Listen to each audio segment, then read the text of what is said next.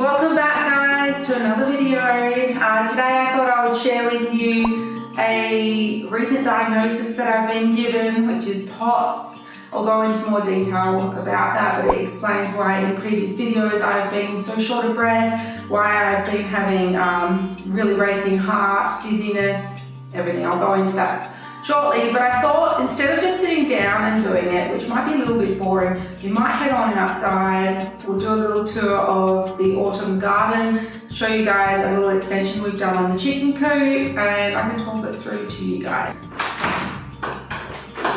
So let's go. With me faced here, you can't really see me, but I wanted to show you guys the lawn. We've had a lot of rain. There's Maggie. We've had a lot of rain and the paddocks are actually starting to green up. You can actually see out there, once it starts focusing, there's a little bit of green. I might have to zoom in when I'm editing, but you can see a little bit of greenery out there. And this week it will just grow, which is really exciting because we don't want to keep feeding out hay constantly. Guys, it's really bright out here. Normally I wear glasses, but I've been trying not to. I feel like it might be a bit rude. I don't know. When I'm filming like this, I try not to wear glasses, but when I'm out on the quad bike or doing farm work, I wear them. But when I'm doing this, I don't know, I just feel like it's a little bit impersonal. So I find it a bit rude, me wearing them. I don't know why. I feel like we should be seeing each other's eyes, even though I don't see yours. Sounds so silly. So I've been diagnosed with POTS, which is Postural, Orthostatic, Tachycardia syndrome. Oh, that sun's just come out. I did explain in a previous video that I did suspect POTS.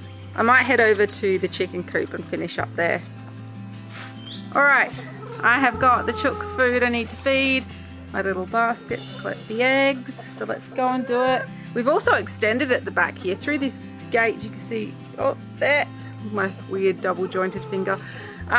My sister used to always say I look like E.T., you know, when he's got his finger up pointing at the moon or whatever he's pointing at. Anyway, getting off track here. We've extended at the back there. I'll show you that in a moment. First I'm going to feed the girls. What are you doing, girlies? Oh, I hate the flapping. Don't flap at me. I always throw a decoy first and then I can dump it off. Get the rest off. There we go. See the girls enjoying their food there. Well, better shut this gate behind me. The girls are enjoying it and I'm going to go collect the eggs. So we've only got 3 today, but they'll lay a lot more later. It's not focusing, is it? We normally get about 7 eggs a day. The chicken coop's holding up really well. You may have seen our renovation of our chicken coop from moving here. If not, I'll pop it up above in the card. You just click on that little card that pops up and you can watch that video, but make sure you finish this one first. So you can see here we've opened up this back section, which is normally a veggie garden, and we're using the chickens to scratch up this area for me. Just pop my basket there for a moment. So out here we've got another section of the veggie garden. In the bed below here it was quite compacted, and so we utilised the chickens to scratch it all up for me, and then I'm going to shut it off so the chooks can't come in, and I'm going to put some pumpkins and probably watermelon in here. I'm very new to being a green thumb. I'm not too certain what time things need to grow. I have to Google every time I do it, so correct me if I'm wrong, but I think I can start. It's autumn here and I live in the wheat belt, Western Australia. I think I can grow pumpkins now, or start. I may be wrong. Over here, I need to duck down so I can get in the frame. Down here we have another one, so I might put the watermelon in that one. I'm not too sure how deep watermelon has to go. It's only this deep, that tub, so yeah, but behind me is the fencing that we put up temporarily for the chooks. Can you guys see the chooks behind me? Sort of. It's a bit on a weird angle here. Thought I would give you an update in here so you guys could be distracted a little by the chooks because they're very cute. Lovely little ladies. So yes, I've been diagnosed with POTS. I also have endometriosis and adenomyosis. POTS how does it affect me? Every time I move, because it's postural tachycardia, postural orthostatic tachycardia syndrome.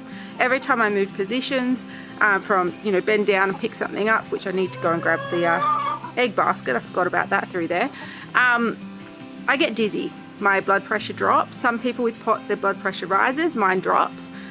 Makes me really dizzy, and because I'm bending down, I don't know all this, I'm not a doctor, but just from what I've read, when I bend down and move positions, I could be laying down to sitting up to standing, whatever it is. My blood pools in certain areas. I don't seem to notice it as much other than my feet. I definitely notice that, and I'm wearing compression socks, which helps the circulation.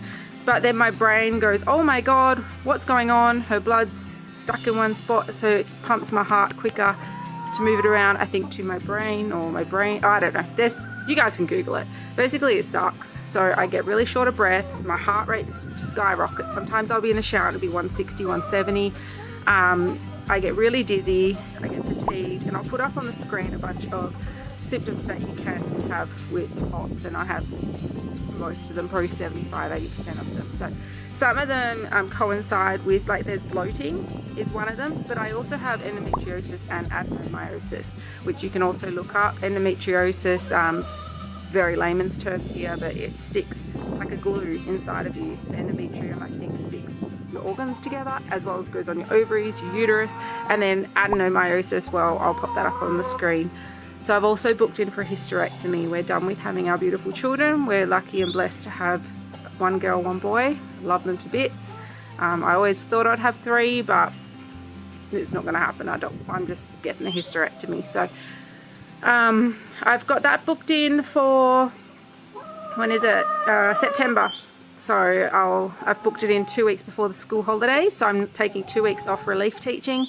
Then I'll have 2 weeks on the school holidays to recover, and then I may have to possibly take a little bit more time, but that's the benefit of being a relief teacher.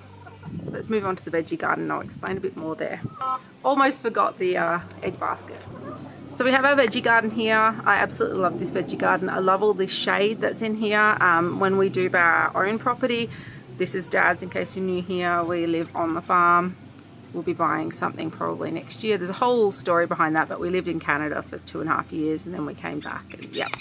Anyway, so when we build our own property, build our own veggie garden, I do plan to pretty much copy this one, just with a few extra rainwater tanks.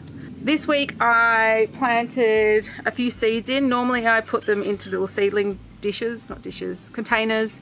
And then, like I said, I'm not a green thumb. I'm very new to all this, but over the last 3-4 years, that's how I've done it. Even in Canada, put them in little seedling dishes, then transplant them and put them in, and then they always end up dying, and I don't know what I do wrong. I've done the whole put them in front of the window, put them outside to get them used to the wind.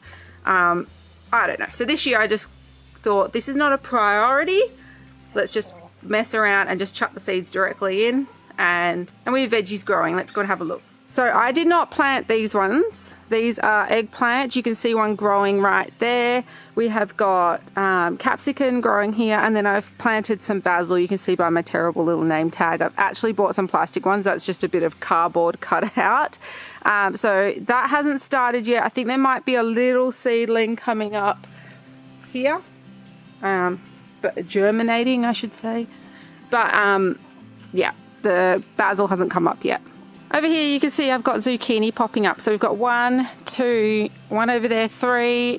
There is a little teeny one right here, or 2 of them actually, popping up. So we've got, I'll zoom in a bit there. We've got 1 here and 1 here. So they're coming through. We've got some capsicum that have not started popping up yet, but should be any day now.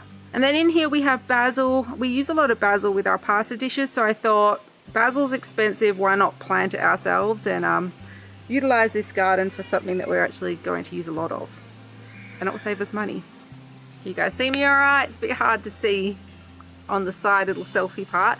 Out here we have got some garden beds, 1, 2, which you can't really see here, and one behind me which did have tomatoes in, and then we have the ones in here that I showed you earlier when I was in with the chickens. So that's the ones that I'm going to put the pumpkin in and the watermelon. These ones I'm going to put some carrots in and potatoes, and then tomatoes probably at the back here. They all died off in the heat and they were from the previous people that rented the property. So yeah, that's my vegetable garden plan. So with me having pots, it sucks. There's no cure. I'm on heart medication at the moment and trialing that. It has lowered my heart rate probably 10 beats per minute, maybe 20 at times, but it's not accurate or a good dose yet. We're still running tests. My cardiologist is amazing. It's nice to finally feel heard from a doctor after being gaslit for so many years, being told that I just had anxiety or depression, which I was not depressed. I mean, if I was depressed, it was because I was feeling like crap, but I wasn't depressed. I've been told so many things. So the cardiologist has ran a load of tests for me to do. I've done an MRI for my brain just to make sure I'm not having seizures, because sometimes when my heart's going crazy, I not drop to the floor, I don't faint. That does happen with POTS, but I haven't fainted yet. I feel like I'm going to, and I lower myself to the ground. But then my eyes do this twitching thing, and he wants to make sure I'm not having seizures. So we did a brain MRI. I've done a Holter test again. So I did one at the start, and then I started the medication, and then 6 weeks later on the medication did a Holter test just to make sure that my my heart medication's working okay, and just compare the differences. Then I have done an echocardiogram. I may be saying that wrong, but the ultrasound on my heart. And the next test I have to do, which I'm finding hard to get into, is a blood test, but it's sort of a special one. I have to do it at the local hospital. Regular, like Clinipath or Cinepath, however you say that, is not, you can't do it there. I have to go to the hospital. I have to lay down for half an hour and then sit up, and then they immediately do the blood test.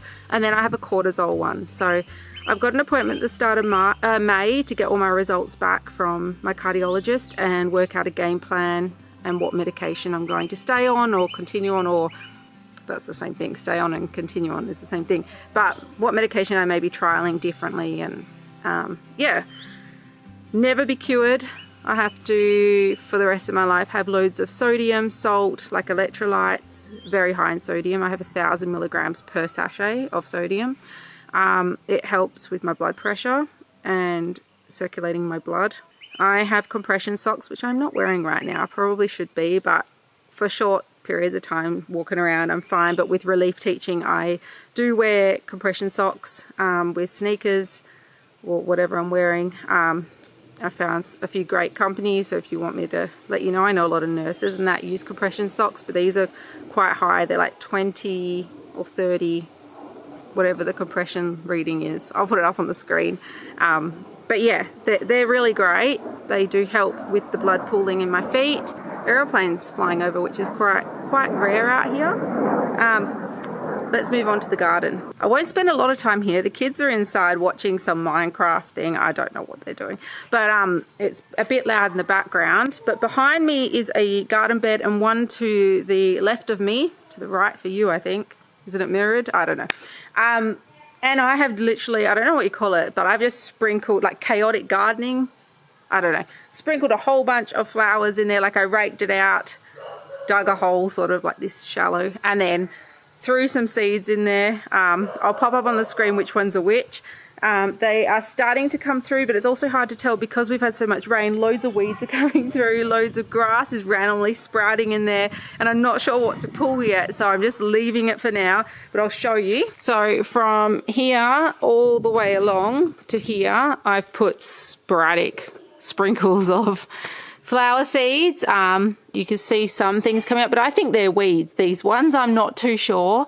And then over here to this side, I planted a whole heap through here. They actually are starting to pop up through here, you can see. And then I put some, what do you call them? Sunflowers at the back there. They have not popped up yet. Hey, Maggie. And some at the back as well.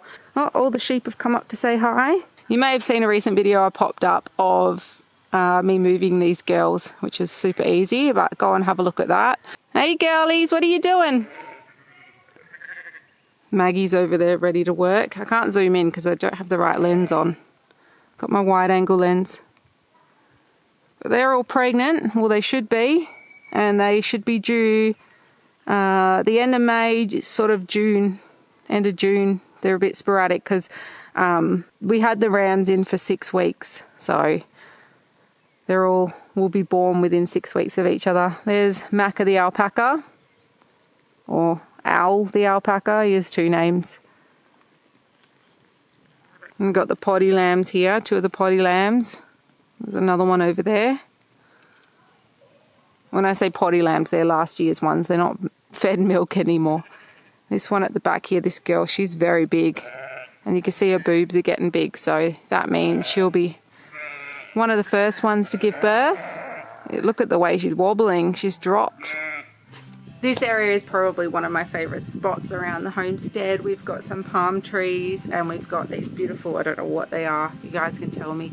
And I just love the backdrop of the shed there. It looks like an American barn sort of style shed. So from that side. The other side is definitely an Australian stone brick shed from the settlement days. But this side looks very different. Sort of like an English cottage, I guess.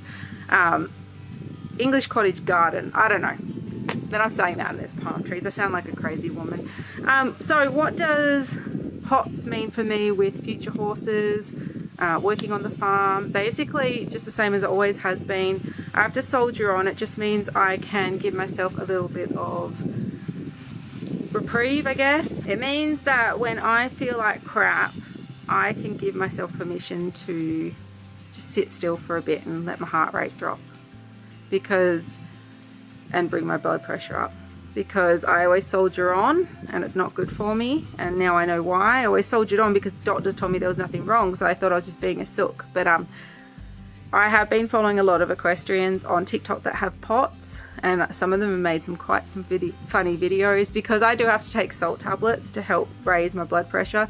Other potsies, that's what we call potsies, have the same issues, and they're licking their horses' salt lick blocks as a joke, of course, but it's nice to feel heard and see that there's other people dealing with it. The other thing is the rising trot. You know, when you're on horseback and you're going up, down, or getting your foot in the stirrup and getting on, you want your horse to be able to stand still and not just ride off, because I may feel quite dizzy. I think once I'm up there, though, I'll be fine. The reason why I'm talking about horses is because we're getting married next year, and I've always planned on riding on my own horse. I've had a lot of friends offer me theirs. I used to ride for years. I used to do rodeo, barrel racing, team roping, and of course general out like shows and hacking and whatever. Just used to go on trail rides and stuff. But the need for a horse is very strong at the moment. I've wanted to get one again since moving back, but we've been saving up for our own property. But Tilly's starting horse riding lessons in 5 days.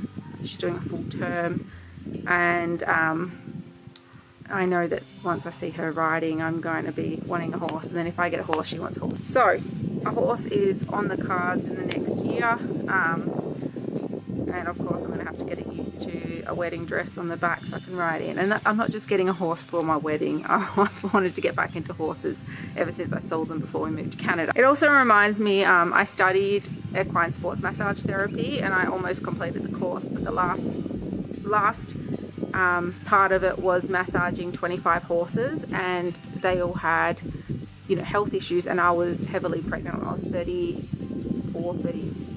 something weeks pregnant at that stage, and so I just gave it up.